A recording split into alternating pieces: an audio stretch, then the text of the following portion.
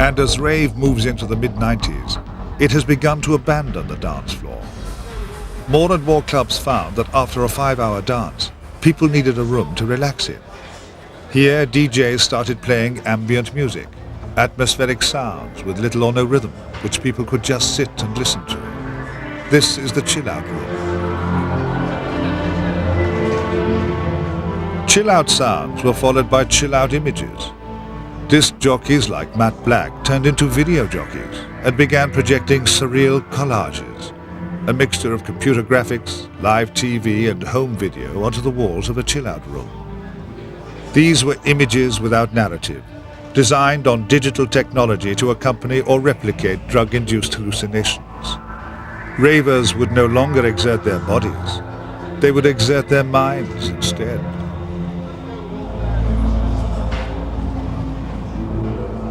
Really, we want to turn people on, and get inside their heads. I mean, computers are just generally used in quite boring ways, and we want to use them in more interesting psychedelic ways. I'm kind of with McKenna and Shulgin on this one to a certain extent, which is, the human race needs to kind of evolve its psychic potentials by all means necessary, whether chemical materials, psychedelic computer input or whatever.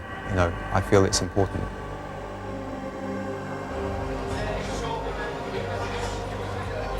It's a bit like a psychedelic cinema, a bit like a games arcade, a bit like a normal club, and a bit like an art gallery.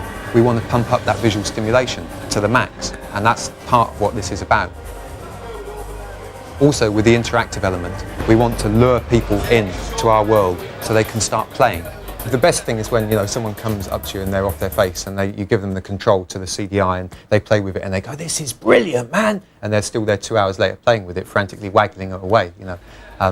In a way, it's like toys for trippers that we're making, and people can either be into it or not be into it. But I can just say, well, this is art, because it is art. I mean, this collection of boxes, if I ramp that up, that's generating 25 abstract electronic masterpieces a second. It's just an art machine. An abstract ambient art machine, and that's one level of justification for it.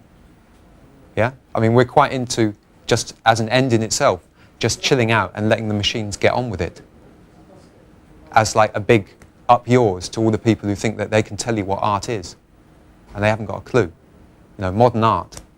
I'm quite interested in kind of taking this stuff and rubbing it in the faces of people art critics and so on, who think they know what modern art is, and saying, no, this is modern art.